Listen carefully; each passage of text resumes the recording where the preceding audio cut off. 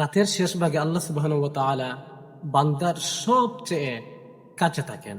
অর্থাৎ হাদিস শরীফের মধ্যে এসেছে, নবী করিম সাল্লাল্লাহু আলাইহি সাল্লাম বলেছেন, রাতের শেষ দিকে আল্লাহ সুবহানাহু ওয়া তাআলা প্রথম আসমানে আসেন এবং বান্দাদের কি প্রবলেম, কি চাহিদা এক একটা করে আল্লাহ পাক রব্বুল আলামিন বলতে থাকে। আর যারা রাতের শেষ ভাগে আল্লাহ সুবহানাহু ওয়া তাআলার কাছে তাদের আরজি প্রদান করে, আল্লাহ সুবহানাহু ওয়া তাআলা তাদেরকেই সেই আরজি মোতাবেক গ্রহণ করে থাকেন।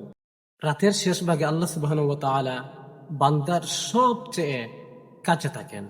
অর্থাৎ হাদিস শরীফের মধ্যে এসেছে, নবী করিম সাল্লাল্লাহু আলাইহি সাল্লাম বলেছেন, রাতের শেষ দিকে আল্লাহ সুবহানাহু ওয়া তাআলা প্রথম আসমানে আসেন এবং বান্দাদের কি প্রবলেম, কি চাহিদা এক একটা করে আল্লাহ পাক রব্বুল আলামিন বলতে থাকে। আর যারা রাতের শেষ ভাগে আল্লাহ সুবহানাহু ওয়া তাআলার কাছে তাদের আরজি প্রদান করে, আল্লাহ সুবহানাহু ওয়া তাআলা তাদেরকেই সেই আরজি মোতাবেক গ্রহণ করে থাকেন।